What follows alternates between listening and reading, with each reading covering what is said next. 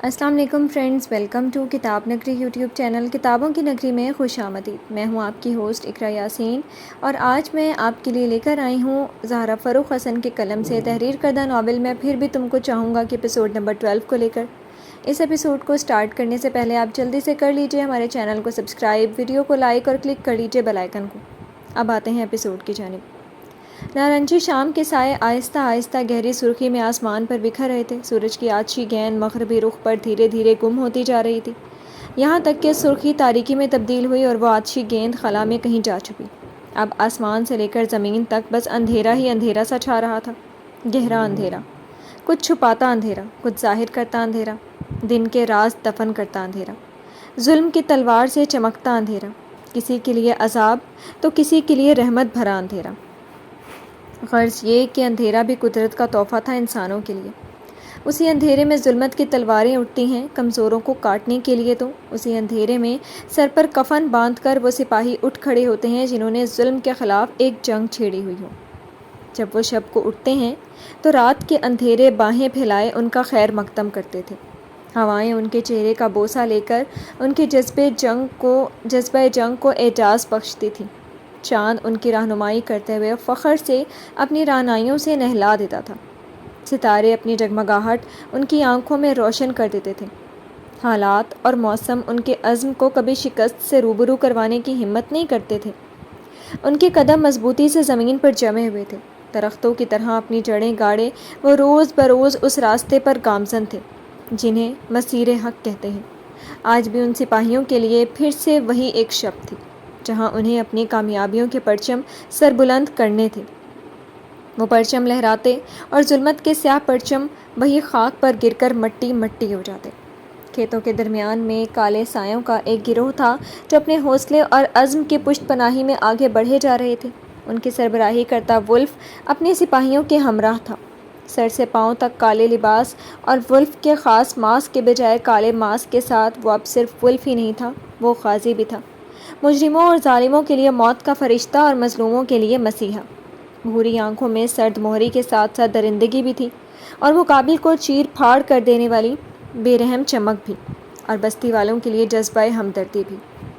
کچھ دوری پر ایک ایسی بستی تھی جہاں چند ایسے دہشت گردوں نے ڈیرا جمایا ہوا تھا جو خود کو اسلامی سپاہی کہتے ہیں، اور اسلام کے پردے کے پیچھے چھپ کر وہ ایسے منافق تھے جن کا عمل دنیا میں اسلامیت کا چہرہ بگاڑ رہا تھا، اور ان کا ساتھ دینے کے لیے چند ایسے ممالک تھے جو اپنے مفاد کے لیے خود کو ان کا فلاحی قرار دیتے تھے، اور ان کے پشت پر کھڑے وہ ہر ملک کی سرحدوں میں گھس کر مظلوموں کا چین اور امن ڈس رہے تھے، مظلوموں کے خون بہا رہے تھے۔ ایسے ہی اس بستی کے چند مظلوموں پر معصیت کار قبضہ جما کر ان پر ظلمت کے جھنڈے گاڑنے کے لیے تیار تھے، اور کھیتوں کے بعد چھوٹی سی بستی کے چراغ چلتے بجھتے سپاہیوں کی طرف باہیں پھیلائے اپنی جانب مدد کو پکار رہے تھے، اور وہ سب سپاہی چوکس اور اپنے قوی ارادے کے ساتھ ان کی پکار پر لبیک کہنے کے لیے اس بستی کے پاس پہنچ چکے تھے۔ جونیئر، تم پیچھے سے ان پر اٹیک کرو گے، دایاں بازو بن کر شاکر ولف کے ہمراہ تھا۔ کالے ماسک میں اس کی آنکھیں چمک رہی تھیں۔ شاکر نے ہاتھ کے اشارے سے ڈن کا اشارہ دیا، اور ولف دبے پاؤں آگے بڑھنے لگا تھا۔ شاکر نے مڑ کر سپاہیوں کو اپنے کالے دستانے میں قید ہاتھوں کی انگلیوں سے چند مخصوص اشارے دیے۔ سپاہیوں کی تعداد نے سر ہلایا، اور پھر وہ گروہ گروہ میں بٹ کر ولف اور شاکر کے ہمراہ ہوئے تھے۔ دبے پاؤں بڑھتے ہوئے انہوں نے ایک چھوٹی سی روشنی کی لکیر کو بلند ہوتے پھر بجھتے دیکھا تھا۔ ان لوگوں نے اپنا کام کر دیا، شاکر مدھم آواز میں پھسپھسایا۔ واسق اور مرتضیٰ کو انہوں نے چند بستی والوں کو اس ایریا سے دور کرنے کا پہلے ہی حکم دیا تھا، اور وہ لوگ اپنا کام تمام کر چکے تھے۔ یہ جلتی بجھتی روشنی کی علامت وہی تھی۔ یہ ناول آپ کتاب نگری یوٹیوب چینل پر پڑھ اور سن رہے ہیں۔ بگ باس نے پولیس کو ادھر نہیں آنے دیا، تو جب تک ان لوگوں کو خبر ہوگی ہمیں اپنا کام ختم کرنا ہوگا۔ دھیرے دھیرے آگے بڑھتے ہوئے وہ برابر میں موجود شاکر سے بول رہا تھا، اور اپنی بھوری چمکتی نگاہوں سے اطراف کا جائزہ بھی لے رہا تھا۔ فکر ناٹ صاحب، اس سے پہلے ہی سالوں کا کام تمام ہو جائے گا۔ کسی مائی کے لال کو اب ان کی دھول بھی نہیں ملے گی، وہ اپنے مخصوص سٹائل میں بے دھڑک بولا، اور ایک دم سے جیسے ولف نے گردن موڑ کر اس کی طرف دیکھا، شاکر نے فوراً زبان سدھاری۔ جی، کام ہو جائے گا، ہماری شناخت ان کی اماں جان بھی نہیں کر سکتی۔ وہ مؤدب ہو گیا تھا، وہی جملے ادب سے ادا کر دیے گئے تھے۔ ابے شکوب بھول گیا تھا ولف ساتھ ہے، غنڈہ مت بن۔ دل ہی دل میں اس نے خود کو سرزنش کی تھی، ایک گولی تمہاری زبان پر بھی ماروں گا، پھر سے ادھار آ جائے گا۔ اب ہمارے راستے الگ۔ اوور۔ اس نے تنبیہ اور حکم ایک ساتھ دیا تھا اور اپنے کان میں لگے ایئر پیس کو ایک انگلی سے چھوا۔ باس کی آواز کان میں ابھری۔ شاکر ادھر سے بائیں جانب مڑ گیا۔ اس کے پیچھے چند سپاہی بھی تھے۔ غازی، پوری ٹیم کو تم ڈائریکٹ کر رہے ہو، خیال رکھنا ان لوگوں کو ایک دم بھی بھنک نہیں پڑنی چاہیے کہ تم سب کون ہو۔ ایئر پیس سے وجدان صاحب کی سخت آواز کانوں میں جا رہی تھی۔ باس، ان میں سے کوئی بچنے ہی نہیں والا جو کل کو کہہ سکے کہ حملہ کس نے کیا۔ وہ اپنی مخصوص ولف ولی کو راہٹ نما آواز میں منہ کے آگے لگے چھوٹے سے مائک میں بولا، پر انداز ان سے مخاطب ہوتے ہوئے مؤدبانہ تھا۔ جو بھی کرو بس ہوش و حواس سے، اسٹیفنی کے ساتھ، بی کیئر۔ انہوں نے سنجیدگی سے کہہ کر فی الحال رابطہ قطع کیا۔ ولف کے ہیڈ آفس میں وہ بیٹھے کیمرے سے ان لوگوں کو واچ کر رہے تھے۔ 2 دن سے اسی ہیڈ آفس میں وہ سب جمع سارا پلان تیار کر کے پوری تیاری کے ساتھ نکلے تھے۔ اب وہ وہیں سے ان لوگوں کو ہدایات بھی دے رہے تھے۔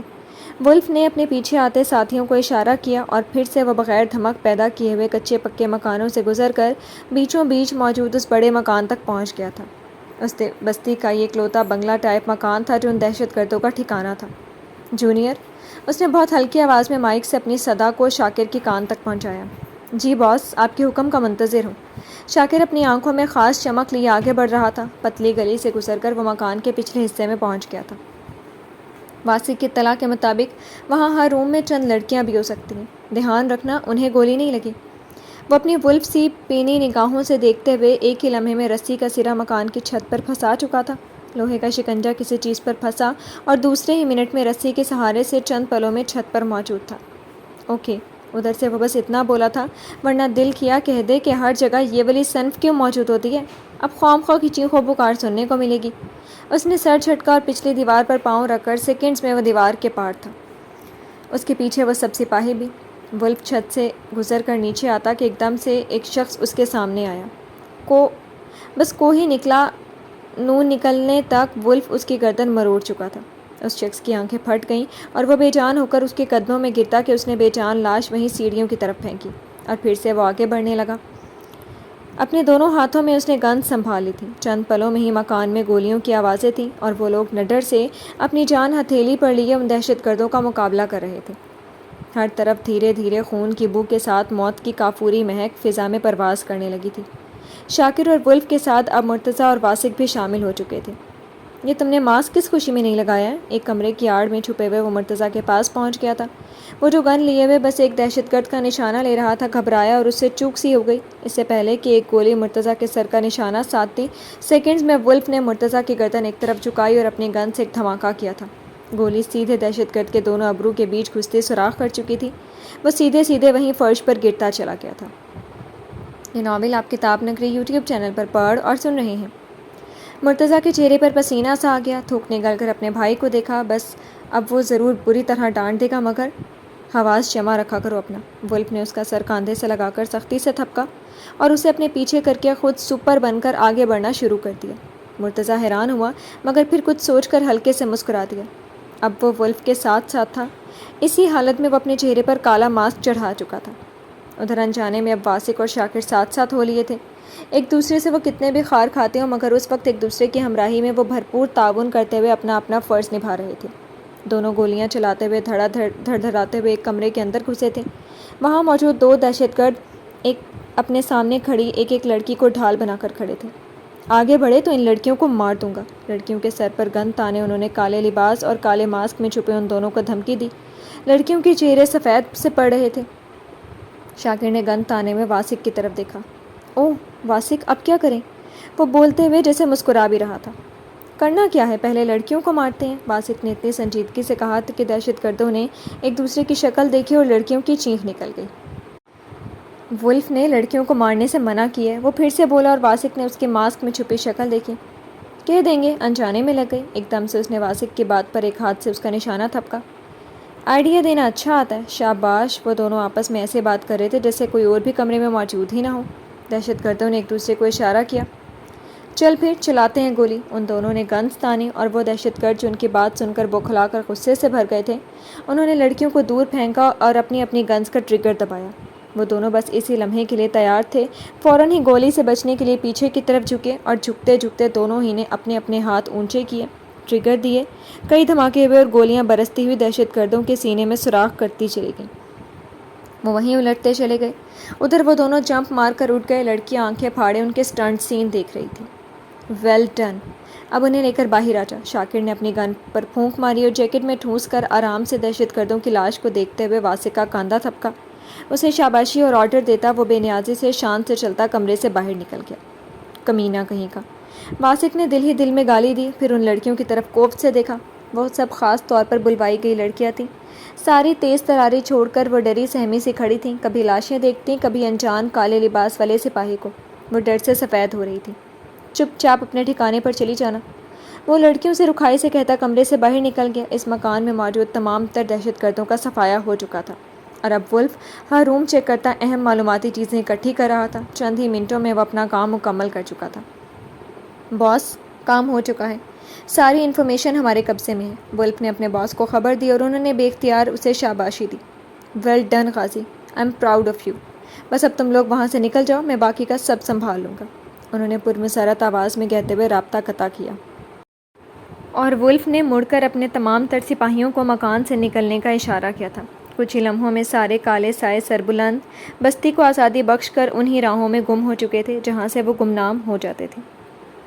رات گہری سے گہری تر ہوئی جا رہی تھی۔ اندھیری رات میں ہر طرف بس تنہائی کا شور تھا، بھائیں بھائیں کرتا، سائیں سائیں کرتا۔ اپنی یاد سے بھری آنکھوں سے وہ اس گھر میں موجود دو ایسے انسانوں سے فریاد کر رہا تھا جن کے دل تو ایک تھے، مگر حالات کی آندھی نے دھڑکنوں کے بیچ فاصلے پیدا کر دیے تھے۔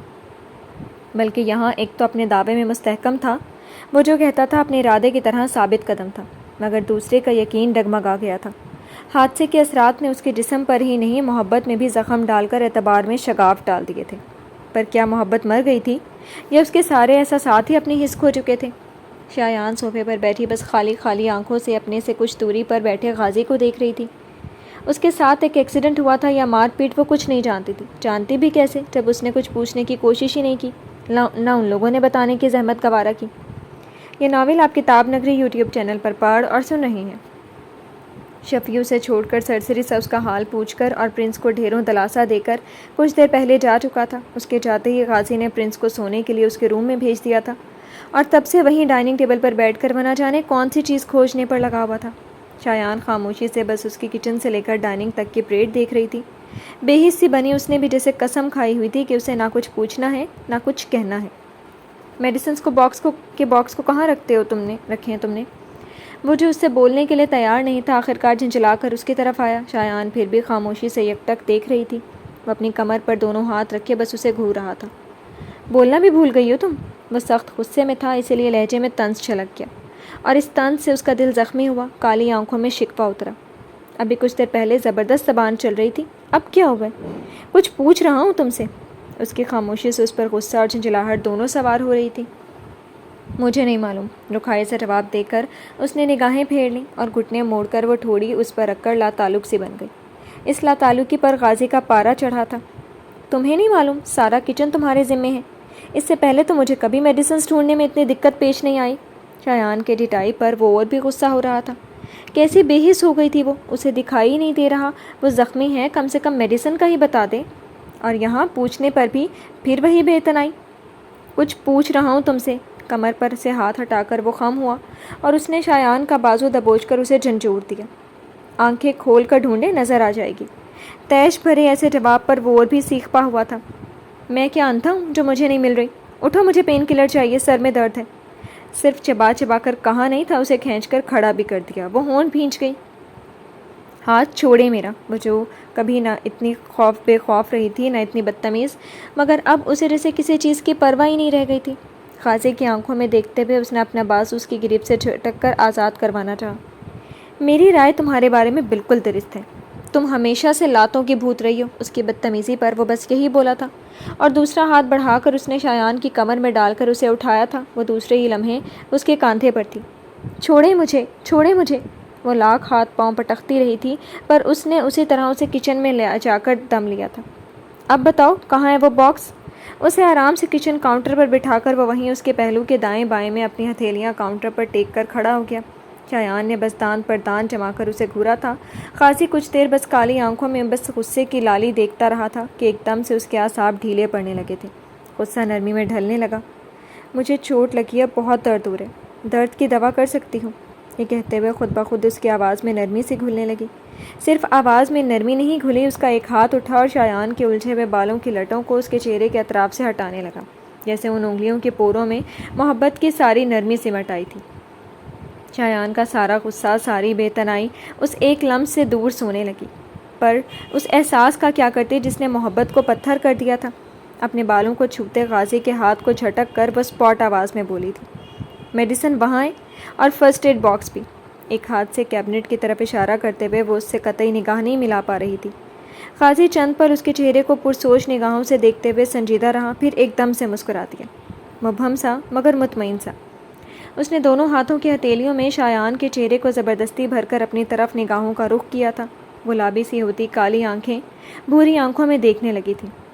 میں ہوں تمہاری سوچوں میں، تمہارے خیالوں میں، تمہارے دل میں، تمہاری روح میں۔ دیکھتا ہوں کب تک مجھ سے یہ برتاؤ رکھ سکتی ہو، کب تک تم میری محبت سے بھاگ سکتی ہو، کب تک اعتبار نہیں کر سکتی۔ میں تمہاری دھڑکنوں میں بسا ہوں، تم چاہو تو بھی میرے عشق کی گونج کو مٹا نہیں سکتی۔ تمہارے ہر سوال، ہر جواب، سب میں ہی ہوں۔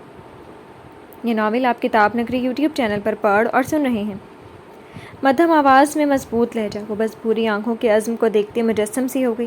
غازی آہستگی سے جھکا اور اس نے شایان کے ہونٹ پر اپنے ہونٹ رکھ کر ان لبوں پر محبت بھرا بوسہ دیا تھا۔ وہ جو مجسم تھی ایک دم سے چونکی اور ابھی اسے دور دھکیلتی کہ وہ خود ہی اس کا چہرہ اپنے ہاتھوں سے آزاد کر کے پیچھے کھسک گیا۔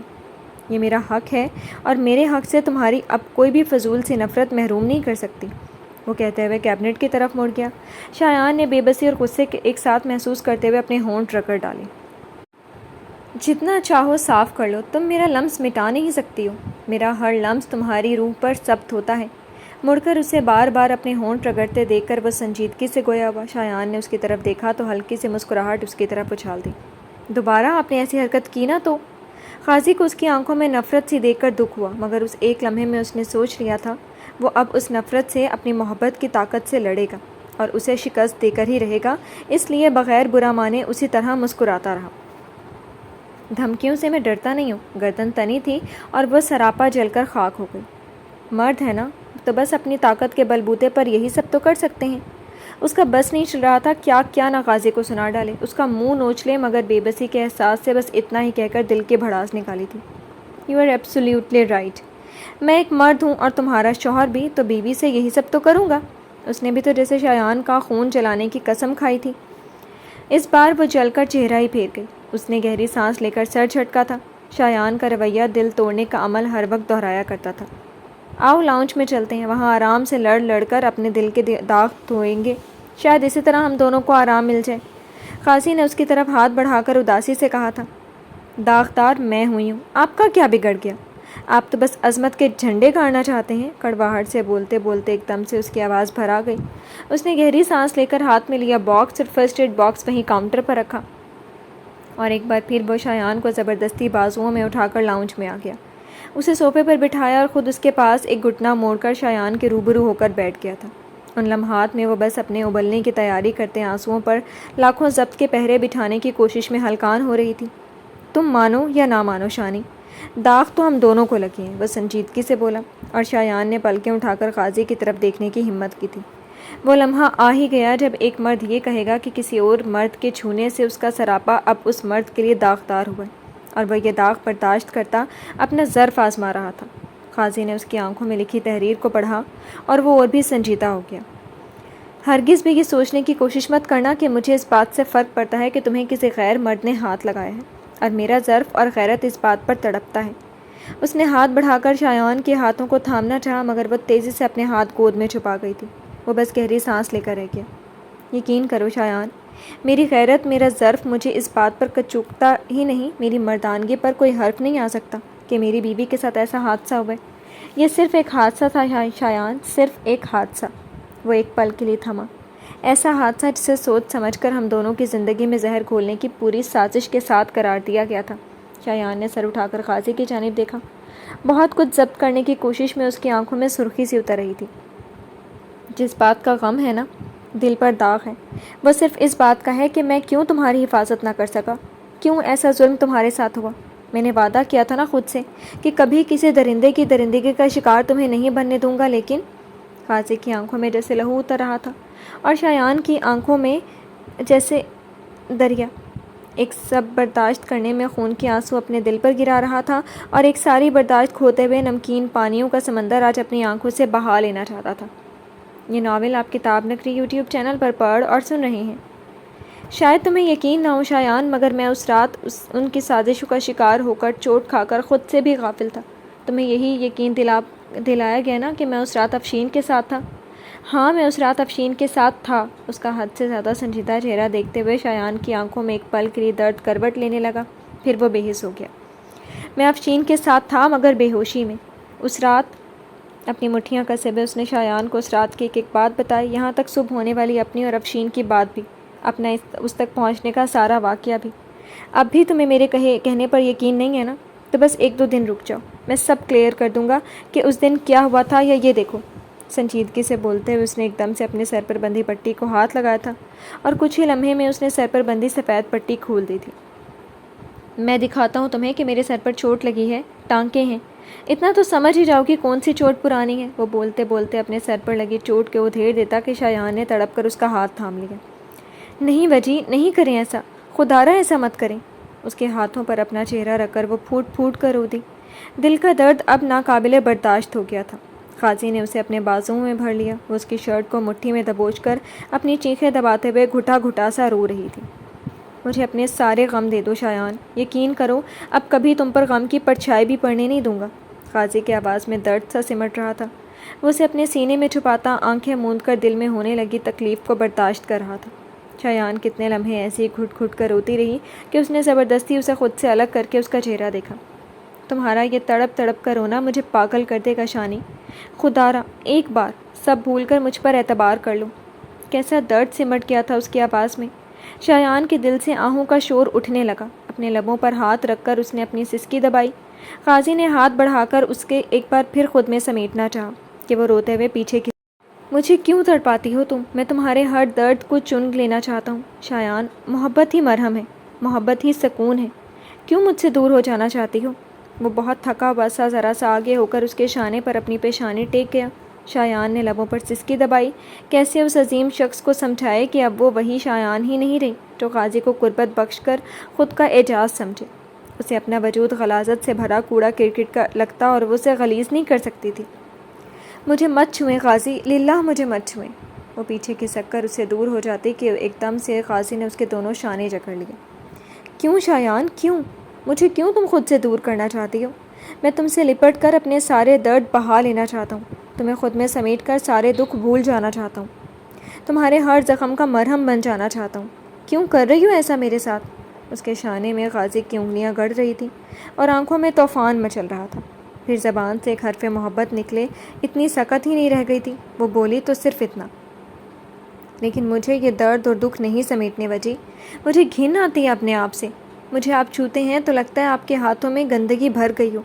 درد و غم سے آج اس کا دل پھٹ رہا تھا، آنسو عذاب صورت میں بہہ رہے تھے۔ قاضی نے لب بھینچ لیے۔ کچھ دیر میں وہ بس اسے سرخ ہوتی آنکھوں سے گھورتا رہا تھا، پھر بولا تو آواز سخت ہو چکی تھی، لیکن کیوں؟ ایسا کیوں ہے؟ ہم دونوں میاں بیوی ہیں، ہمارا رشتہ بہت مقدس ہے شایان، اسے اس طرح سوچ کر غلاظت میں مت دھکیلو۔ اس نے روتی شایان کا سر جھکا سر ایک جھٹکے سے اونچا کر دیا۔ ایک بات بتاؤ مجھے شایان، میں 8 سال ایک عورت کے ساتھ رہا، ہمارے درمیان ہر وہ تعلق تھا جو میاں بیوی کے درمیان جائز ہوتا ہے۔ کیا تمہیں کوئی فرق پڑتا ہے کہ میں ایسے مرد کو نہیں چھو سکتی جس نے پہلے ہی سے دوسری عورت کو چھوا ہے؟ بولو، جواب دو مجھے۔ یا اگر میں کسی غیر عورت کو چھوتا یا اس رات میرے اور افشین کے بیچ کوئی تعلق قائم ہو جاتا تو کیا میں تمہارے لیے ایسے ہی مقدس رہتا؟ کیا مجھے چھونے پر بھی تمہارے بھی وہی احساسات ہوتے وہی احساسات ہوتے جیسے تم نے اپنے ذہن میں میرے لیے بنا لی ہیں؟ بولو، جواب دو مجھے۔ اس کی آنکھوں میں اپنی سرخ آنکھیں ڈالے وہ سختی سے پوچھ رہا تھا، اپنی بات کا جواب مانگ رہا تھا، پر وہ کیا کہتی؟ اس بات کا اس کے پاس تو کوئی جواب ہی نہیں تھا۔ یہ ناول آپ کتاب نگری یوٹیوب چینل پر پڑھ اور سن رہے ہیں۔ جب تمہارے پاس اس بات کا کوئی جواب نہیں ہے تو تم کیسے اپنے بارے میں ایسا سوچ سکتی ہو؟ قصوروار اجلال ہے، وہ گنہگار ہے، وہ کسی کو چھوتے ہوئے لجاجت سے بھر جائے۔ تم کس لیے شرمندہ ہو رہی ہو؟ تم کس لیے اس طرح خود کو گنہگار سمجھ رہی ہو؟ اس نے ساکت سی ہو گئی شایان کا چہرہ جھٹکا اور اپنی جگہ سے کھڑا ہو گیا۔ ایک بات کان کھول کر سن لو، آئندہ تمہارے منہ سے میں یہ ہرگز یہ بیہودہ جملے نہ سنوں کہ میرے چھونے سے تمہیں گھن آتی ہے۔ اپنے دماغ میں یہ بات بٹھا لو، تم میری بیوی ہو اور اپنی بیوی کو چھونے میں مجھے محبت اور پاکی ہی محسوس ہوتی ہے۔ اسی طرح سختی سے ایک ایک لفظ مضبوطی سے ادا کر کے وہ سیدھا کچن کی طرف بڑھ گیا تھا۔ وہ وہیں بیٹھی بس آنسو بہاتی رہی تھی۔ وہ دوبارہ کچن سے آیا، اسے بے آواز روتے دیکھ کر وہیں ٹھہر کر اپنے بالوں کو مٹھیوں میں جکڑا تھا۔ چند پل وہ اسی طرح کھڑا اسے دیکھتا رہا، پھر بہت تیزی سے وہ شایان تک آیا تھا۔ اٹھو یہاں سے، اب بیڈ روم میں چل کر رو لینا۔ نہ صرف سختی سے کہا گیا تھا بلکہ جھک کر اسے اپنے بازوؤں میں اٹھا بھی لیا تھا۔ بیڈ روم کا نام سن کر شایان بری طرح سے مچلی تھی۔ میں اس کمرے میں نہیں جاؤں گی، وہاں نہیں لے جائیں مجھے بچی، وہاں نہیں لے جائیں مجھے۔ روتے مچلتے فریاد کرتے ہوئے وہ غازی کے چہرے کے تاثرات کو پتھریلے سے کر رہی تھی۔ اس کی ایک بھی فریاد پر، ایک بھی آنسو پر اس نے اپنے تڑپتے دل کی ایک نہیں سنی تھی۔ اپنے بازوؤں کی آہنی گرفت میں جکڑ کر وہ اسی طرح سیڑھیاں طے کرتا بیڈ روم تک آ گیا تھا۔ شایان اب چینخ چینخ کر رونے لگی تھی۔ غازی نے بند دروازے کو پاؤں کی ٹھوکر ماری اور اسے لیے ہوئے کمرے میں داخل ہو گیا تھا۔ دروازہ دوبارہ اس نے اسی طرح ٹھوکر سے بند کیا تھا۔ میں مار ڈالوں گی آپ کو۔ روتے روتے وہ اب اپنی بے بسی کے احساس سے جنونی سی ہونے لگی تھی۔ اسے نوچتے مارتے ہوئے وہ اب بھی چینخ چینخ کر رو رہی تھی۔ غازی نے اسے بیڈ پر گرایا اور اس سے پہلے کہ وہ اسی وحشت اور جنونیت سے روتے ہوئے بیڈ سے اتر کر باہر جانے کی کوشش کرتی، وہ تیزی سے اس کے پہلو میں ٹک گیا۔ اس کی دونوں کلائیوں کو بستر پر ٹیک کر وہ اس کے چہرے پر جھکا۔ میں ہوں تمہارے پاس، میں اپنی شایان کو اب کچھ نہیں ہونے دوں گا۔ میرے ہوتے ہوئے اب کوئی تمہیں چھو بھی نہیں سکتا۔ اس کا وجی اس کی پرچھائی بن کر رہے گا۔ آہستہ آہستہ بولتے ہوئے اس نے جھک کر شایان کی روتی آنکھوں پر اپنے لب رکھ دیے۔ اپنے لمس سے وہ اس کا درد کا مداوا بن جانا چاہتا تھا۔ چھوڑ دے مجھے، چھوڑ دے مجھے، مت چھوئیں۔ وہ اب بھی اس کی گرفت سے تڑپ کر چھوٹ جانا چاہتی تھی۔ اسی طرح رو رہی تھی، فریاد کر رہی تھی، لیکن غازی نے اسے اپنی پناہوں سے آزاد نہیں کیا تھا۔ اپنے پاؤں بھی اٹھا کر بستر پر ٹیک کر اس نے شایان کو اپنے سینے میں جکڑ لیا۔ اپنے بازوؤں کے حصار میں لے کر وہ اس کی آنکھوں کے بوسے لیتا، کبھی اس کی پیشانی پر محبت سے لبریز لمس چھوڑتا، یہاں تک کہ شایان کی چیخیں مدھم پڑنے لگی تھیں۔ مچلنا تڑپنا تھم سا گیا۔ مت چھوئیں وجی، مجھے مت چھوئیں۔ آنکھیں بند تھیں اور لبوں سے سسکتے ہوئے بس یہی نکل رہا تھا۔ غازی کے لب پیشانی سے پھسلتے ہوئے ناک، پھر دو فریاد کرتے ہوئے لبوں پر ٹھہرے۔ تم میری زندگی ہو، میرا دل، میری دھڑکن۔ ان لبوں کو اپنے ہونٹوں میں قید کر کے اس نے شایان کو اور بھی اپنی باہوں میں کس لیا تھا۔ شایان نے بے جان ہوتے ہاتھوں سے اس کے بازوؤں پر مکے برسائے تھے، لیکن کب تک یہ وہ پاک لمس تھا جس کی پاکی اس کی روح پر سب تھی۔ احساس منجمد ہوئے تھے، مگر اس بے پناہ محبت کا کیا؟ اس کے دل کی ایک ایک دھڑکن اب بھی اسی شخص کے لیے دھڑکتی تھی۔ وہ تھکنے لگی، ہاتھ اس کی پشت پر کسنے لگے۔ پر ان آنسوؤں کا کیا جو اب بھی آنکھوں سے تواتر بہے جا رہے تھے؟ کتنے لمحے گزرے، کتنی گھڑیاں بیتیں، وہ اپنے لبوں کے لمس سے اس کے دل پر مرہم رکھتا، آہستہ سے شایان کے لبوں کو آزاد کر کے اب اس کے آنسوؤں کو چن رہا تھا۔ وجی، شایان کے لبوں سے اس کا نام سسکی کی صورت میں نکلا اور اس نے جیسے تھک کر اس کے سینے میں اپنا چہرہ چھپا لیا۔ یہ ناول آپ کتاب نگری یوٹیوب چینل پر پڑھ اور سن رہے ہیں۔ بچی کی جان، اسے سمیٹ کر اپنے سینے میں چھپا کر اس نے اس کے سر کو چوما۔ وہ ان دونوں میں مدتوں کی تھکی ہوئی تھی۔ جلتے تڑپتے دل کو قرار آیا، اس کی آنکھیں بند ہونے لگیں۔ چند پلوں میں وہ بے خبر ہوئی اور غازی اسے اپنی باہوں میں بھرے ساری رات جاگتا رہا تھا۔ وقفے وقفے سے وہ شایان کو احتیاط سے چھوتا، اس کے ہونے کا اپنے دل کو یقین دلاتا، آئندہ کے بارے میں بھی سوچتا رہا تھا۔ آج تو شایان نے تھک کر اس کی پناہوں میں سکون پا لیا تھا، مگر کل کو وہ پھر سے اسے تکلیف دہ حالت میں دوبارہ جا سکتی تھی، اور اسے شایان کو اسی ذہنی عذاب سے نکالنا ہے۔ اس کے ہر درد کا مداوا کرنے کے ساتھ پرنس کی بھی دیکھ بھال کرنی تھی، اور اپنے دشمنوں کو بھی چھوڑنا نہیں تھا۔ سورج دن بھر اپنی شعاعیں شہر پر بکھیرتا مغرب کی طرف گامزن تھا کہ ایک کہیں سے ہواؤں کے سنگ بہتے سرمئی بادلوں سے سارا آسمان ڈھک گیا۔ چند ہی گھڑیوں میں سارا شہر اندھیرے سے بھر گیا، اور اس اندھیرے میں شہر کی جگمگ کرتی روشنیاں ایک الگ سا سما باندھ رہی تھیں، جیسے ایک مدھر مدھر گیت کی ردھم سب سر ہر سو بکھر رہا تھا۔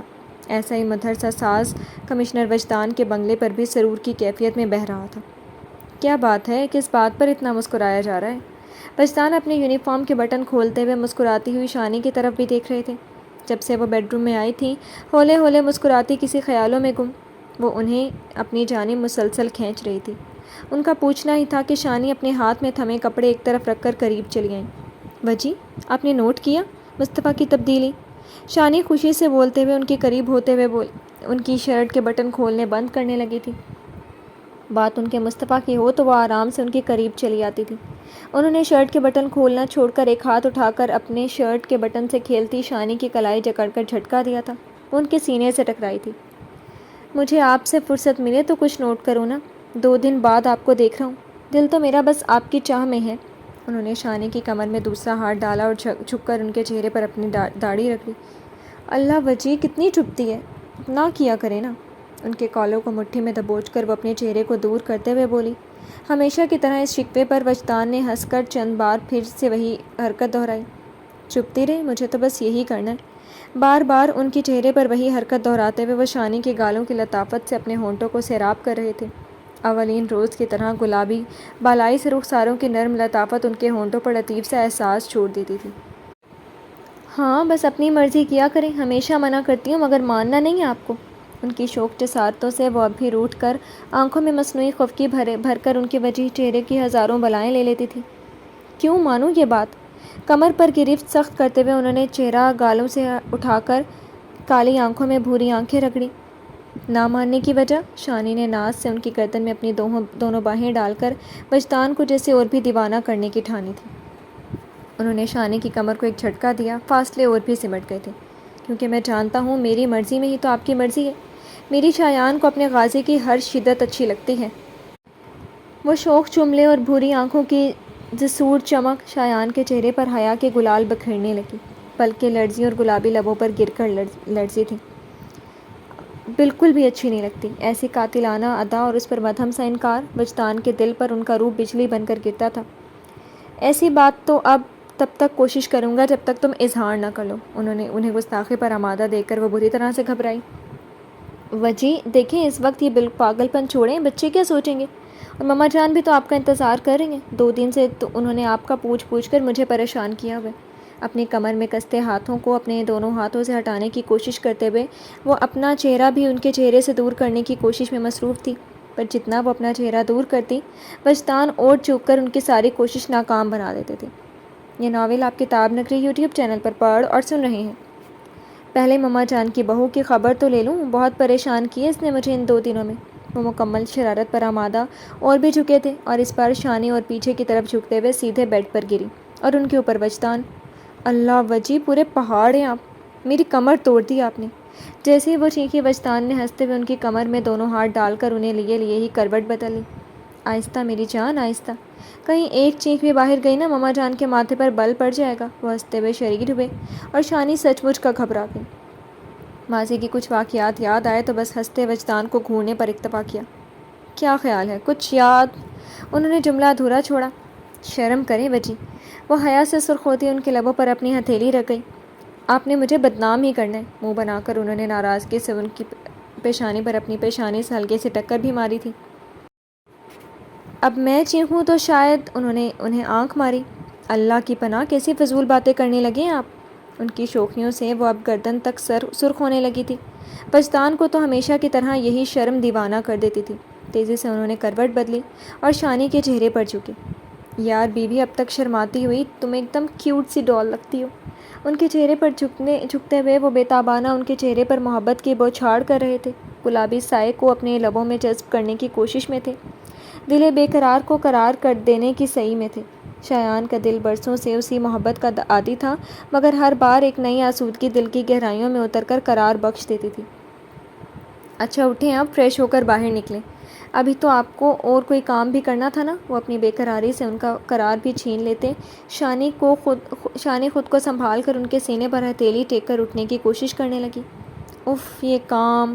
انہوں نے ٹھنڈی سانس بھری اور ان پر اپنی گرفت ہٹا کر سیدھے بستر پر لیٹ گئے۔ وجی جائیں فریش ہو لیں۔ شانی محبت سے ان کے کھلے گریبان سے شرٹ کو چھو کر محبت پاش نگاہوں سے انہیں دیکھ رہی تھی۔ آج بھی ان کے وجی دلوں کو دھڑکا سے دیتے تھے۔ اپنی انگلیوں سے گھنے بالوں کو چھوتے ہوئے وہ ان پر نثار ہو گئی تھی۔ میں بہت تھک گیا ہوں، فی الحال آپ کے مصطفیٰ صاحب فریش ہونے گئے ہیں، تب تک تم میرا سر دباؤ۔ بس ذرا سا اٹھ کر شانی کی گود میں سر رکھ کر آنکھیں موند گئے۔ میرے غازی صاحب کیسے تھکنے لگے۔ وہ ان کے گھنے بالوں میں انگلیاں پھیرتے ہوئے مسکراہٹ دبا رہی تھی۔ وجدان نے بس ایک آنکھ کھول کر ان کی طرف دیکھا۔ تم بس سر دباؤ، تھکا ہوں یا نہیں، یہ مجھ پر چھوڑو۔ ان کے دوسرے ہاتھ کو اپنے ہونٹوں پر رکھتے ہوئے وہ پھر سے آنکھیں بند کر چکے تھے، مگر ہتھیلی پر اپنے لب پھیرنے کا عمل جاری تھا، وہی داڑھی کی تیکھی چبھن سے میٹھی جلن کا سفر۔ بجی، سب سمجھتی ہوں آپ کی تھکن کا۔ اپنے ہاتھ چھڑوانے کی کوشش کر کے پرے کرنا چاہا تو وہ کروٹ بدل کر ان کی کمر کے گرد اپنے بازوؤں کا گھیرا بنا کر شانی کو بے بس کر چکے تھے۔ ان کی آہنی گرفت سے بھلا آزادی کہاں تھی؟ میں سوچ رہا ہوں ریٹائرمنٹ لے لوں، شانی کے پہلو میں چہرہ چھپاتے ہوئے آواز بھاری ہوئی تھی۔ ابھی سے؟ شانی نے زبردستی ان کا چہرہ اپنے پہلو سے الگ کرتے ہوئے شرارت سے ان کی آنکھوں میں دیکھا تھا۔ ہاں، اپنی جوانی کے دن ایسے ہی گم ہو جائیں گے۔ انہوں نے ایک ہاتھ اٹھایا اور پیچھے لا کر ان کا بندھا چوڑا کھول دیا تھا۔ لہردار بال آبشار کی طرح پشت پر بکھر گئے۔ اللہ اللہ، یہ آپ کی جوانی! اپنے شانوں پر سے بال جھٹک کر زور سے ہنسی تھی۔ کیوں، کوئی شک ہے کیا ہماری جوانی پر؟ انہوں نے ایک لٹ اپنی انگلی میں دبا کر کھینچی۔ بالوں میں چاندی اتر رہی ہے ایس پی صاحب۔ شانی نے گھنے بالوں میں انگلیاں پھنساتے ہوئے ان کی کنپٹی کے گرے بالوں کو دیکھا تھا۔ وہ تو کوئی مسئلہ نہیں، آپ کے فیورٹ ہیرو۔ جی جی، میں سمجھ گئی، آپ ابھی جوان ہیں، بہت چھوٹے ہیں، جائیں بات لے لیں، اٹھیں اب۔ انہوں نے ہنستے ہوئے ان کا سر پرے کرتے ہوئے تیزی سے اٹھنا چاہا کہ وجدان ان کی کلائی دبوچ گئی۔ آپ کی ساس کی وجہ سے ابھی چھوڑ دیتا ہوں، پر رات میں ہر بات کا عمل دوں گا، ایک نہیں چلنے دوں گا تمہاری۔ شانی کے کان میں سرگوشی کرتے ہوئے ایک بار پھر وہ شانی کو شرمانے پر مجبور کرنے لگے تھے۔ یہ ناول آپ کتاب نگری یوٹیوب چینل پر پڑھ اور سن رہے ہیں۔ جیسے بڑی باتیں مانی ہیں نا میری، خفگی سے کہتے ہوئے وجدان کو پرے کر کے بیڈ سے اتر گئی تھی۔ مصطفیٰ کے بارے میں کچھ کہنا چاہ رہی تھی تم؟ ہنستے ہوئے پھر سے انہیں قریب کرنے کی کوشش ترکیب آزمائی اور وہ فوری کارگر ثابت ہوئی۔ شانی جس تیزی سے اٹھی تھی اسی تیزی سے دوبارہ بیٹھ گئی۔ وجدان نے نچلا لب دبا کر اپنی مسکراہٹ دبائی۔ آپ نے سب بھلوا دیا۔ شانی کے معصوم شکوے پر انہوں نے ان کا ہاتھ تھاما تھا۔ بس ایک مجھے مت بھولنا۔ ان کے ہاتھوں کو آنکھوں سے لگاتے ہوئے وہ سراپے محبت تھے۔ شانی کا دل اتنی محبت پر بھر آیا اور ابھی کالی آنکھیں چھلک جاتی کہ وجدان نے انہیں پیار سے ٹوک دیا۔ یار، یہ آنسو کب میرا پیچھا چھوڑیں گے؟ ان کے اس طرح کہنے پر شانی کھلکھلا دی۔ آنسو اور ہنسی کا دل نشیں امتزاج، اور وجدان نے بے ساختہ پھر سے انہیں اپنے قریب کر لیا۔ کیا کہنا تھا؟ ان کے سر کو اپنے سینے سے لگاتے ہوئے شانی کے ریشمی بالوں میں انگلیاں پھیرتے ہوئے لہجہ شہد سا شیریں تھا۔ پہلی بار مصطفیٰ کتنی جلدی واپس آ گیا نا، ورنہ اکثر اس طرح کے مشن پر وہ ہفتوں شکل نہیں دکھاتا تھا۔ ان کے گریبان کے کھلے بٹن کو ایک انگلی کے ناخن سے کھرچتی بہت آسودگی سے مسکرا رہی تھی۔ زندگی اب صحیح معنی میں مکمل مہربان ہونے لگی تھی۔ پرنس سے جو ایک گلٹ تھا وہ اب ختم ہونے لگا تھا۔ اسے بھی تو مرض عشق لاحق ہو گیا نا۔ وہ بھی ہلکے سے مسکرائے تھے۔ وہ خود یزدان کے اندر ہوتی تبدیلیوں سے کتنی مسرت محسوس کر رہے تھے، بیان نہیں کر سکتے تھے۔ جو بھی ہو، میں بہت خوش ہوں۔ شانی نے ان کے سینے سے سر اٹھایا اور ان کی آنکھوں میں بھرپور خوشی کے احساس کو دیکھتے ہوئے وجدان پھر سے شرارت پر آمادہ ہوئے۔ تو انعام دینا مجھے۔ ان کے دونوں شانوں پر اپنے ایک ایک بازو رکھتے ہوئے وہ کالی آنکھوں کے جادو میں کھونا چاہتے تھے۔ آپ نے کیا کیا ہے؟ وہ زبان دکھا کر ان کے بازوؤں کو اپنے شانوں سے جھٹک کر بہت تیزی سے اٹھی، اور اس سے بھی تیزی سے وجدان نے ان کی کمر جکڑ کر انہیں اپنی گود میں بٹھا چکے تھے۔ آپ کو یہ جو پیاری پیاری اولادیں ملی ہیں نا، جن کی خوشی پر آپ خوش ہو رہے ہیں، وہ سب میری ہی وجہ سے آئی ہیں، ورنہ آپ تو بس دور بھاگتی تھی ہم سے۔ کتنی مشقت کی ہے ہم نے، دہراؤں سب؟ ان کے کانوں میں سرگوشی کرتے ہوئے ان کے ہاتھ شانی کے پیٹ پر کس رہے تھے۔ وجی؟ شانی بری طرح سے شرمائی تھی۔ ہائے شایان جی، یہ آپ اس طرح وجی مت پکارا کریں مجھے۔ انہیں لیے لیے وہ بیڈ پر گر کے اور شایان کا رخ اپنی طرف گھما دیا۔ کیوں نہیں کہوں وجی؟ اپنی دونوں ہتھیلیاں ان کے سینے پر رکھ کر ٹھوڑی ٹیکی اور بھوری آنکھوں میں دلربائی سے دیکھا۔ پھر میں اپنے کول پر ٹک نہیں سکتا؟ کالی آنکھوں کی دلربائی میں دل ڈوبنے ابھرنے لگا۔ اسی معاملے میں تو آپ واقعی بدکول ہیں۔ شانی نے ایک ہاتھ ان کے سینے سے ہٹا کر کھڑی مغرور ناک چٹکی میں دبا کر شرارت سے ہلائی۔ چلو، اب الزام لگ ہی گیا تو پھر مجرم جرم کر ہی دے۔ انہوں نے شانی کی کمر جکڑ کر انہیں بستر پر نرمی سے پٹخا تھا اور ایک پیر ان کے پیروں میں پھنسا کر ان کے چہرے پر جھکے تھے۔ ان کے لبوں کو وہ اپنے ہونٹوں میں قید کرتے کہ وجی؟ شانی نے ان کے چہرے کو ہتھیلیوں میں بھر لیا۔ وہ ان لبوں کو ہلکے ہلکے مس کرتے ہوئے مدہوش سے ہو رہے تھے۔ اب آپ سچ مچ ریٹائر ہو جائیں، وہ بولی اور ان کے لبوں پر مسکراہٹ ابھر آئی تھی۔ ابھی سے؟ انہوں نے خماری چھلکاتی آنکھوں میں دیکھتے ہوئے شرارت سے کہا۔ آپ ادھر میرے پاس نہیں تھے نا، تو سب پریشانی ایک طرف، آپ کی کمی اب مجھ سے برداشت نہیں ہوتی۔ مجھے اب بار بار آپ کو کھونے پانے کے عمل سے نہیں گزرنا۔ وجدان نے کالی آنکھوں میں آنسوؤں کی جھلملاہٹ پر ان پر اپنے لب رکھ دیے۔ تمہاری محبت مجھے کچھ نہیں ہونے دے گی۔ میں ہمیشہ تمہارے پاس رہوں گا، تمہارا دل بن کر۔ ان کے چہرے پر اپنے لمس کا احساس چھوڑتے ہوئے ایک بار پھر دو دلوں کی دھڑکنوں نے مل کر محبت کا سر بلند کر دیا تھا۔ ہر سو خاموشی میں بس ایک گونج تھی، عشق، عشق، عشق۔ جب آسمان گھنگور گھٹائیں برسنے کو تیار تھیں اور کچھ ہی پلوں میں موتیوں کی بوچھار زمین کے فرش پر تھرک اٹھتی، انم بہت تیزی سے سیڑھیاں چڑھتی اپنے روم تک آئی تھی۔ کچھ تیز چلنے کی وجہ سے کچھ دل کی دھڑکنوں کا مرتعش ہونا، اس کی سانسوں کی رفتار تند روی اختیار کیے ہوئی تھی۔ دل اسی طرح دھڑک رہا تھا جیسے پہلی بار مصطفیٰ کی قربت حاصل کرنے جا رہی ہو۔ یہ ناول آپ کتاب نگری یوٹیوب چینل پر پڑھ اور سن رہے ہیں۔ اے دل سنبھل، ابھی تو عشق کے بڑے مرحلے ہیں، اتنی بھی کیا تیزی ہے تجھے؟ دھڑ دھڑ کرتے دل کو ڈپٹ کر اس نے بہولے سے سر جھٹکا۔ اپنے روم میں جانے سے پہلے اس کی نگاہ ساتھ والے کمرے کے ادھ کھلے دروازے پر گئی۔ ابھی کام سے آئے ہیں اور ابھی پھر وہی آفس روم۔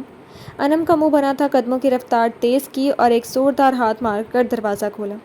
رائٹنگ ٹیبل کے پاس کھڑے مصطفیٰ نے فوراً گردن موڑ کر اس کی طرف دیکھا تھا۔ ساتھ ہی اس کے پیروں کے پاس بیٹھی اوزی نے بھی گردن موڑی تھی۔ اپنی مالکن سے پہلے ہی وہ اس کے بادشاہ صاحب سے ملنے چلی آئی تھی۔ اسے دیکھا تو اٹھ کر ایک طرف بھاگ گئی۔ انم صرف مصطفیٰ کو دیکھتی اسی تیز قدموں سے قریب چلی آئی۔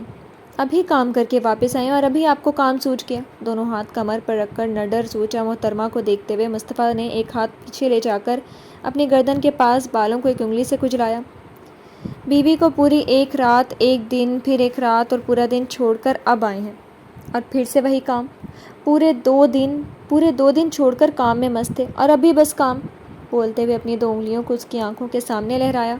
مصطفیٰ نے بس اپنی ناک شہادت والی انگلی سے رگڑی اور نرمی سے اتنا کہا، بس یہی 1-2 کام تھے، تم بیڈ روم میں چلو، میں آ رہا ہوں۔ وہ پھر سے کمپیوٹر کی طرف مڑا اور اس کی انگلی تیزی سے کی بورڈ پر چلی تھی۔ کام بہت ضروری تھا، اس لیے اس نے دل کو تھپکیاں دی ہوئی تھی، پر وہ بری طرح سے تپ گئی۔ یزدان! انم کا پارا چڑھا تھا اور ساتھ ہی پاؤں بھی پٹخا تھا۔ What happened? جاؤ، میں آ رہا ہوں۔ اس نے بس ذرا سی گردن موڑ کر انم کا گال تھپکنے کے بہانے اسے ایک طرف اور بھی توجہ دلانی چاہی، مگر اسے اب مصطفیٰ کے علاوہ کچھ اور دکھتا ہی نہیں تھا۔ یزدان، آپ مجھ سے ناراض ہو کر رہے ہیں؟ اور ابھی وہ کمپیوٹر کی طرف مڑ جاتا کہ انم نے بہت تپ کر اس کا بازو اپنی طرف کھینچا تھا۔ بات کیا ہے؟ یزدان اس کے چہرے کو دیکھ کر سنجیدہ ہوا۔ ایک بار پھر نگاہوں میں کچھ سمجھانا چاہا، مگر وہ کہیں اور دیکھنا ہی نہیں چاہتی تھی۔ اشارے کیا سمجھتی؟ آپ کو میری ذرا سی بھی پرواہ ہے؟ کل سے میں کتنی پریشان تھی، میرا دل کتنی دعائیں کر رہا تھا آپ کی سلامتی کے لیے، اتنی بے چین رہی میں۔ اب جو آئے ہیں تو بجائے مجھے کوئی تسلی دیں، کوئی پیار بھری بات کیے، بس پھر سے کام میں لپٹ گئے۔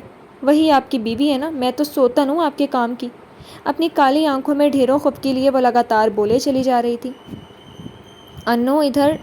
وہ اپنے کان کی لو مسلتے ہوئے کنکھیوں سے بیڈ کی طرف دیکھ کر کچھ بولنے لگا کہ کیا انو؟ ساری رات جاگ کر گزاری، سارا دن ایک کال کی منتظر تھی، اور آپ ایک میسج نہیں کر سکتے تھے مجھے؟ آئے بھی تو ایک جھپی شپی نہیں دے سکتے؟ وہ تو ناراض سی اندھی ہوئی جا رہی تھی۔ مصطفیٰ نے بیڈ کی طرف دیکھا اور گہری سانس لی۔ ولف صاحب کی بنی بنائی روبدار شخصیت کو ان کی پیاری بیوی صاحبہ اچھی خاصی پلید کر رہی تھی۔ چلیں دیں مجھے جھپی۔ بیڈ کی طرف دیکھتے مصطفیٰ کی ٹھوڑی اچک کر 2 انگلیوں میں جکڑ کر چہرہ اپنی طرف موڑا اور اس کے دونوں بازوؤں کو اپنے ہاتھوں سے پھیلا دیا۔ یہ جھپی شپی کیا ہوتا ہے؟ وہ ناسمجھی سے اسے دیکھنے لگا۔ آپ کو جھپی نہیں معلوم؟ انم کو جسے صدمہ لگا۔ جھپی پپی کی بہن ہے۔ آخر بیڈ پر بیٹھے شاکر کی آواز آئی اور انم کو شوق سا لگا تھا۔ مصطفیٰ کا بازو چھوڑا اور بہت تیزی سے وہ پیچھے مڑی تھی۔ اوہ، اب سمجھ میں آیا، آواز! اوزی مہارانی اپنے شکو صاحب سے ملنے کے لیے اوپر بھاگی آئی تھی اور اب ان کی گود میں براجمان تھی، ورنہ مصطفیٰ کے حکم کی وہ بس تعمیل میں لگی رہتی تھی۔ انم نے اوزی کے ساتھ ساتھ اس نے شاکر کو بھی گھورا۔ اوزی تو گھورنے پر گود سے اچھل کر کمرے سے ہی نکل کر بھاگی تھی، مگر آنکھوں میں ڈھیروں چمک مگر سنجیدہ بنتا شاکر اور اس کے پاس ہی بیٹھا بمشکل ہنسی دباتا نصر۔ یہ نصر اسی روم میں تھا، یعنی اسے یزدان نے جانے سے پہلے کہیں نہیں بھیجا تھا، بلکہ سب سے چھپا کر اپنے ساتھ والے روم میں رکھا ہوا تھا۔ توہی صاحب نے 2nd فلور پر سب کی انٹری منع کی ہوئی تھی۔ وہ لمحوں میں بات کی تہہ تک پہنچ گئی تھی۔ انم نے مڑ کر مصطفیٰ کو دیکھا، وہ بس مسکراہٹ میں ہونٹ پھیلا کر دوبارہ کمپیوٹر کی طرف مڑ گیا۔ جھپی پپی کی بہن ہے؟ کیوں نصر؟ اف، یہ شاکر کا بچہ! انم نے کھسیا کر اسے آنکھیں دکھائیں۔ مصطفیٰ نے البتہ دھیان نہیں دیا، اپنے کام جلدی سے نپٹا کر وہ انم کے ساتھ پل گزارنے کے لیے بے چین تھا۔ یہ ناول آپ کتاب نگری یوٹیوب چینل پر پڑھ اور سن رہے ہیں۔ بھائی بھی ہو سکتی ہے؟ نصر نے مصنوعی سنجیدگی سے شاکر کی بات میں لقمہ دیا۔ وہ اب تر و تازہ سا نظر آ رہا تھا۔ دلچسپی سے سرخ ہوتے انم کے چہرے کو دیکھتے ہوئے اسے یہ سب بہت اچھا لگ رہا تھا۔ ولف سے اسے بھی اب ایک الگ طرح کی انسیت پیدا ہوتی جا رہی تھی۔ جب ولف سے محبت تھی تو اس سے جڑی ہر ہستی سے لگاؤ، اور اگر دونوں بہنیں ہوئیں تو وہ دونوں اچھے سے اسے شرمندہ کرنے پر لگے ہوئے تھے۔ انم بس اپنے اندھے پن پر خود کو کوس رہی تھی، کیسی بیوقوفانہ حرکت کر بیٹھی تھی۔ یہ بھی ہو سکتا ہے، پر بھائی بھی ہو سکتے ہیں۔ اس بار انم نے مصطفیٰ کی طرف دیکھا۔ یہ کچھ بول کر ان دونوں کو چپ کیوں نہیں کروا رہے ہیں؟ میرے خیال میں دوست بھی۔ وہ ان دونوں کی موجودگی سے بے نیاز بنتے اپنا ہی راگ الاپ رہے تھے۔ ادھر انم اچھی خاصی شرمندگی محسوس کرتی، اب بہت تیزی سے روم سے نکل جاتی کہ مصطفیٰ نے اسے کوہنی سے تھام کر روک دیا تھا۔ اور میرا خیال ہے انم کو جھپی اور تم دونوں یاروں کا ڈنڈے والی پپی کھانے کا ارادہ ہے۔ وہ اپنی بھوری آنکھوں میں مسکراہٹ لی، اپنی خاص سنجیدہ لہجے میں بولا، اور ان دونوں کی زبانوں میں بریک لگ گیا۔ انم نے فخر سے گردن اکڑائی۔ اب چڑھائیں وہ دونوں، کس کی مجال ہے جو مصطفیٰ کے ہوتے ہوئے اسے چڑھانے تپانے کا کام کر سکیں؟ بالکل نہیں باس۔ وہ پل میں مؤدب بنے اور انم کی اکڑی گردن دیکھتے ہوئے دل ہی دل میں ہنسے بھی۔ گڈ، اچھے بچے ہو تم دونوں۔ شاکر میں نے ساری ڈیٹیل سینڈ کر دی ہے، باقی سب کمپلیٹ کرو، میں ڈنر کے بعد دیکھتا ہوں۔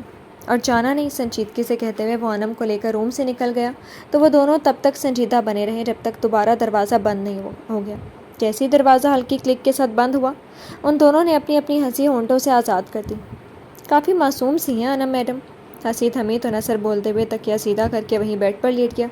کافی دیر سے بیٹھا تھا تو اب ہلکا ہلکا سا زخموں میں درد ہونے لگا تھا۔ ہاں، بہت بھولی بھالی اور دل کی پاک، ایک وہی تو ہیں جنہوں نے اپنے ولف کو دھیرے دھیرے بدلا ہے۔ شاکر اپنی جگہ سے اٹھا اور رائٹنگ ٹیبل تک جا کر وہ کرسی کھینچ کر بیٹھ گیا۔ ولف نے جو کام بولا تھا اسے اب مکمل کرنا تھا۔ کیسا بدلاؤ؟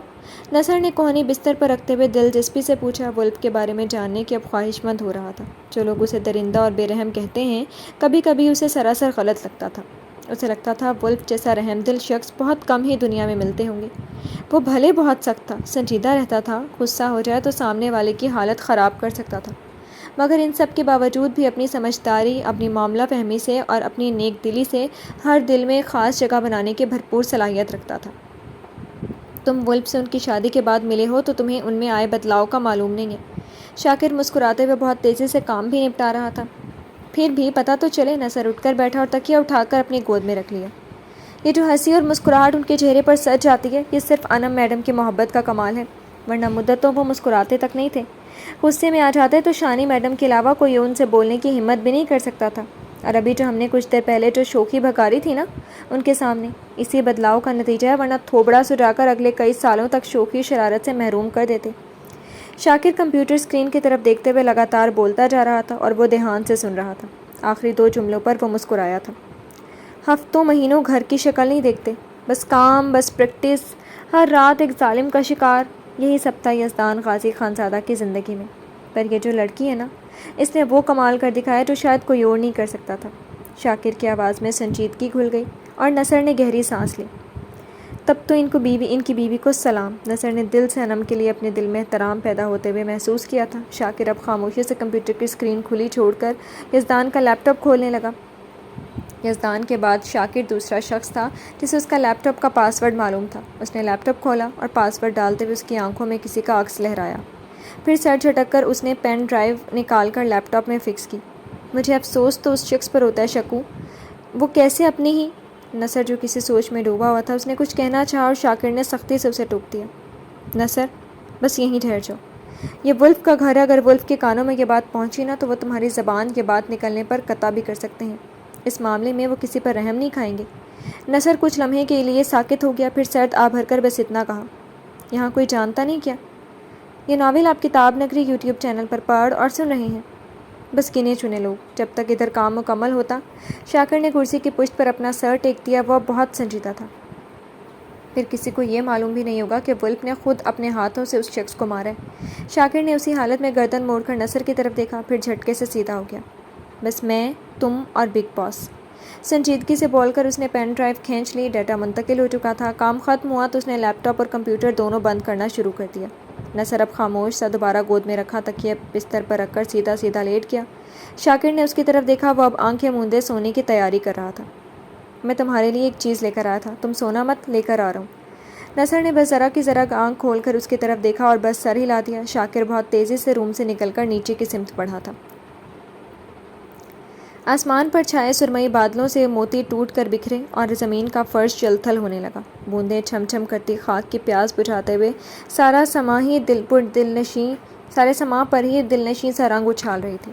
رات کی طرف کامسن شام کی بارش مسحور کر دینے والی تھی۔ ہلکے سرمئی اندھیرے میں پانی کی چادر لان کی لائٹنگ میں اور بھی حسین منظر پیش کر رہی تھی۔ موسم بہت خوشگوار سا ہو رہا تھا۔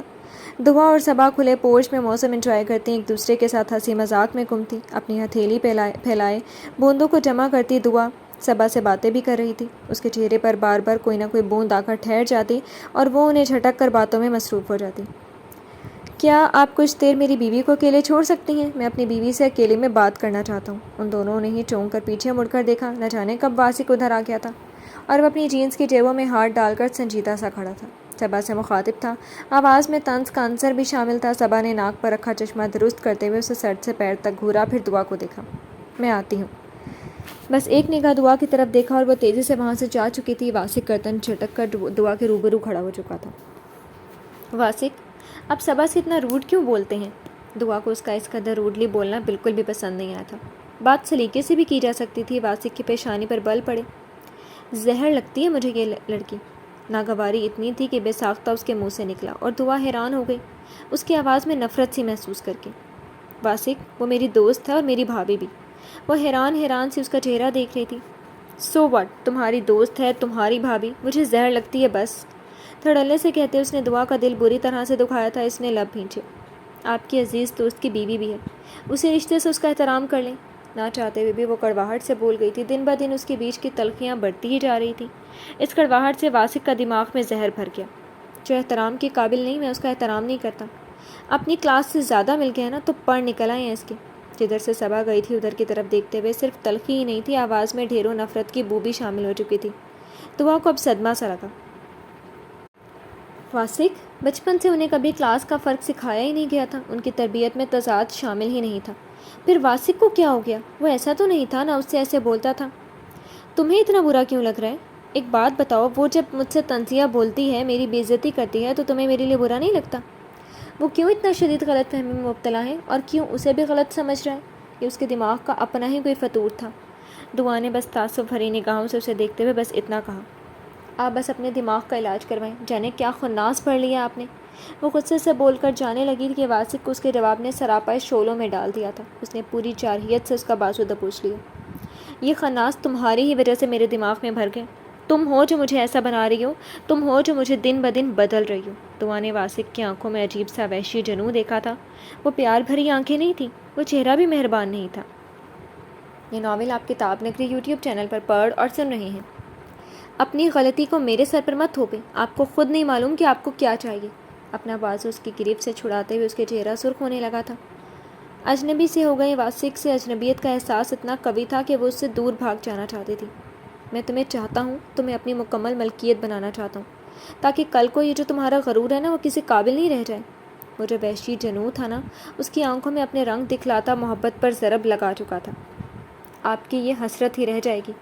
دل بھلے درد سے تڑپا، مگر مضبوطی سے کہتے ہوئے اس نے پوری قوت سے اپنا بازو اس کی گرفت سے چھڑوا لیا۔ اچھا، اب تو اپنی یہ حسرت پوری کر کے ہی مانوں گا۔ دعا کی سنہری آنکھوں میں دیکھتے ہوئے عجیب سے لہجے میں بول کر وہ استہزائیہ مسکرایا تھا۔ مجھے اپنا غرور خود سے بھی زیادہ عزیز ہے، اسے توڑنے کی اجازت میں اپنے شوہر کو بھی نہیں دے سکتی۔ اپنی انگلی اٹھا کر وہ شیرنی کی طرح غرائی۔ واسق نے پل میں اسے اپنے قریب کھینچا اور اس کے چہرے کو تھام کر وہ اپنی مردانی انا کو سربلند کر کے محبت کو قدمے تلے رونتا کہ دعا کا ہاتھ اٹھا تھا اور ایک زوردار تھپڑ اس نے واسق کے گال پر مارا تھا۔ واسق کی آنکھوں میں خون سا اتر آیا تھا۔ واسق شفیع علی صاحب، مجھے کمزور لڑکی سمجھنے کی کوشش مت کیجیے گا۔ میں وجدان خانزادہ کی بیٹی ہوں اور یزدان خانزادہ کی بہن ہوں۔ یہ شاید آپ اپنی مردانگی کے ذوق میں بھول چکے ہیں۔ اپنے سامنے کھڑی شیرنی سے دھاڑتی دعا کو وہ بس پل پل لہو رنگ آنکھوں سے دیکھ رہا تھا، گھور رہا تھا۔ بیوی ہوں تو اس کا مطلب یہ نہیں کہ آپ کو اپنی انا کی تسکین کے لیے ہر کام کی اجازت دے دوں۔ نو، نیور۔ اس نے سر جھٹکا۔ آئندہ مجھ سے اس طرح کا حق جتائے نا تو یاد رکھیے گا، اس حق سے بھی محروم کر دوں گی آپ کو۔ وہ اسی طرح کاٹدار نگاہوں سے واسق کو گھورتے ہوئے بہت تیزی سے اندر جانے کے لیے قدم بڑھا چکی تھی۔ سخت غصے میں وہ اندھا دھند اندر جاتے ہوئے تیزی سے باہر نکلتے شاکر سے ٹکرائی تھی۔ جی تو فرینڈز، کیسے لگی آپ کو آج کے ایپیسوڈ؟ کمنٹ سیکشن میں ضرور بتائیے گا۔ پھر حاضر ہوں گے ناول کے نیکسٹ ایپیسوڈ کے ساتھ۔ تب تک کے لیے اجازت دیجیے۔ شکریہ، اللہ حافظ۔